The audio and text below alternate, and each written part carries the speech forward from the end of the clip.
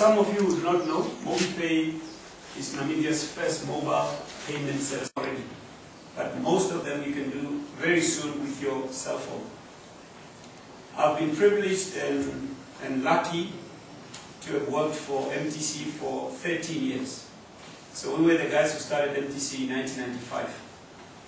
And through that I've picked up a lot of knowledge, I've picked up a lot of experience.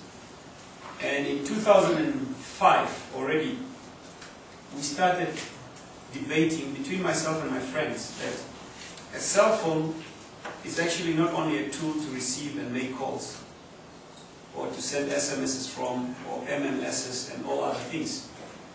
But a cell phone could become a financial tool if given the right model and given the right technology behind it, you could actually achieve that. We kept talking about it, and I decided to pursue it, and in 2006, that's when I started going around to other African countries that I've heard of that were already introducing the cell phone model into the financial space. So as I said earlier, it is cash on your cell phone. It's a combination then of two industries, which is telecommunications and finance industry. Through that, I did a little bit of research. I found myself some other, you might not necessarily do the right investments. So it is important that your awareness in your situation where you are somehow relates to what you want to do. You cannot want to become an accountant, but yet you are not educated. You need some sort of educational background, you need some tertiary education, you need some experience in order for you to become an accountant. So get yourself in the right situation, in the right place, before you can move to the next step. Otherwise, you might miss a few things in your life that later will catch up with you. Whatever plan you've got, I believe there must be a plan B. My mother always used to say, don't put your eggs in one basket. And she was right. Because if this big is future focus, say to yourself, where do I want to be in a year? Where do I want to be in 5 years? Where do I want to be in 10 years? And so forth and so forth. Have a plan. I know not all plans work out the way you want them to. In our own personal lives, in our own business capacity, commercial capacity, whatever it is, nothing works out 100% the way you want it. Sometimes it does. But at least if you've got a plan, and you say to yourself, this is what I want to achieve, you would know in your business or in your own case, what is it that brings value to you? I would not be investing into new technology and all of that that does not bring money to the company. Never. That can wait. If those are nice to haves, keep them aside. Plan and say to yourself, what do I want to achieve in the next 3 years, 2 years? Have a short-term, long-term plan for your company or for your dream. Before you even start it, say to yourself, should this thing start, in the first year I need to achieve A, B, C, D. And then you go back to that A, B, C, D and you say, are these realistic? Can I achieve this or not? And then if it's not, then you go back to the drawing board again and say to yourself, no, these points that I've put down will not materialize at all. I need to rethink something else. Start a different strategy to say, let me do something else. Discipline. Most important. If you are not disciplined in anything that you do, especially business, you will not make it. Frans Indongo is one great example to most of us Namibians coming from poor backgrounds. Yes, yes. Do you think that someone just wakes up and opens a Mobipay? No. Something somehow must have inspired you as a child. You must have been inspired by something as a child. And that's why I say entrepreneurs, I don't believe that entrepreneurs are made. It's something within you. Because you must have that drive, that need to achieve, that saying to yourself, I will achieve that. And then you push yourself to the limits. I was selling, what do you call it? Ice lollies. So I'm using a fancy word, ACE. That one that you make with oros and sugar. I used to sell that at my mother's house in Sumet as a child. These cars that you make with wires, Radkar, I used to make those and sell as a child. At the age of 8, 9, 10 already I was doing it. By the time I got to Bentu, I paid for my own school fees. And I'm not lying to you. That's how it started. And I've always been driven by having something extra. When I was working for MTC, we've met so many years back already, I was already having 4, 5 taxis running while I'm working. But I was saving the money that I could invest, at least some of it today, in the company that I started. With my partners, obviously, but it just tells you that you must start somewhere. But you must have that discipline. If you don't have that discipline, I could have squandered the little that I was collecting already, long time ago. I could have had 10 parties and invite all the nice girls in Bentu and all my friends, and we party every weekend. Have that confidence in yourself. When you walk into a room, I'm not saying be arrogant, please don't get me wrong. I always say a good blend of a human being is 98% confidence and 2% arrogance. It's a good blend for me.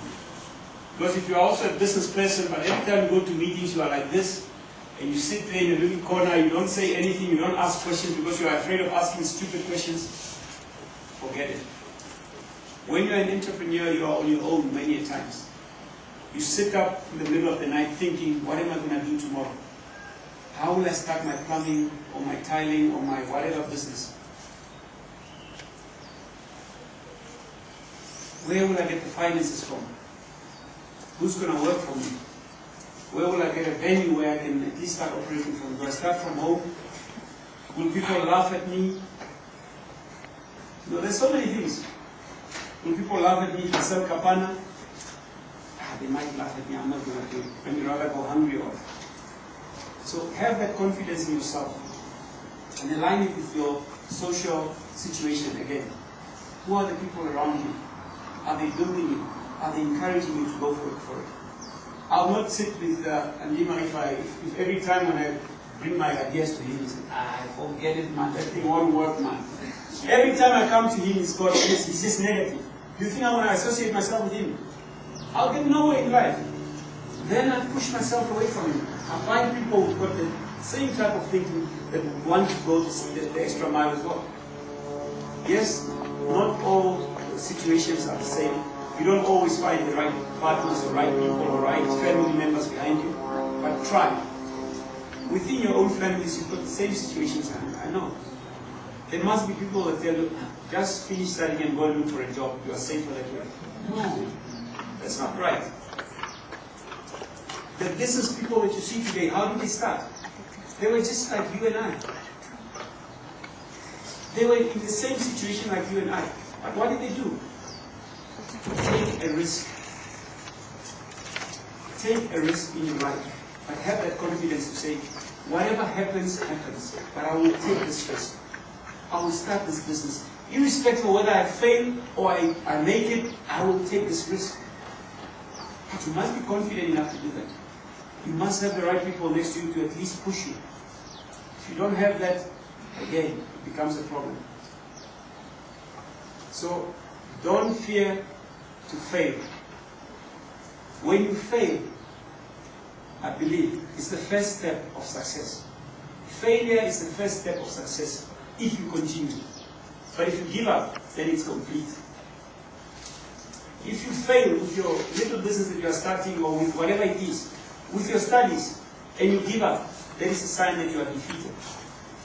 But if you go and pursue the same thing again, differently, with a different mindset, that failure that you experienced was the first step of your success. Because you would have learned so much from it. You would have said to yourself, never again will I go there. Know the right people in the right places. Try to know the right people in the right places. Even if it's just for advice. Doesn't mean you must go and borrow money from everyone that you know. or if you know this and that minister, he must go and give something to you, sideline or whatever. That's corruption.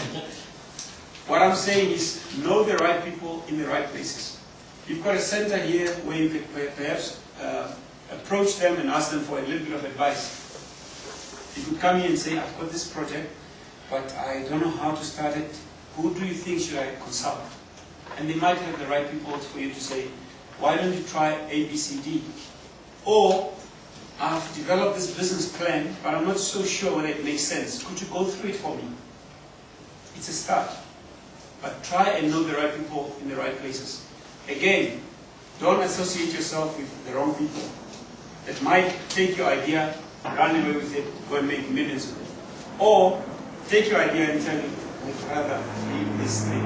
It's just time wasting. To act as an investment kind of a thing with customers, put their money in your thing and interest comes on. Yeah.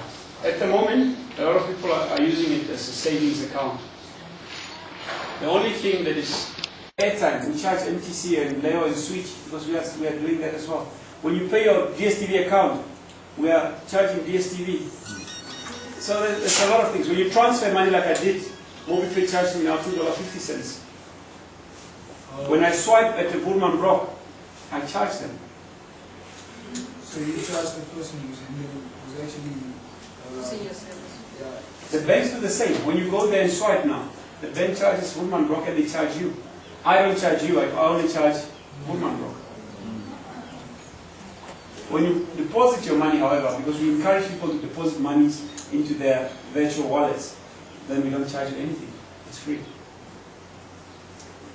So you can imagine if we have hundreds of people receiving salaries into their Mobipay accounts.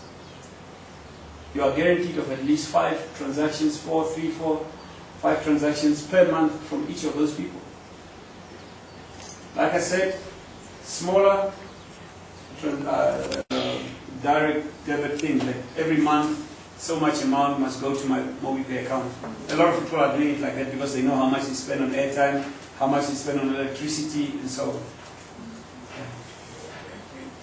on. I just wanted to wrap up. Thank you very much. Again, don't let anything stand in your way.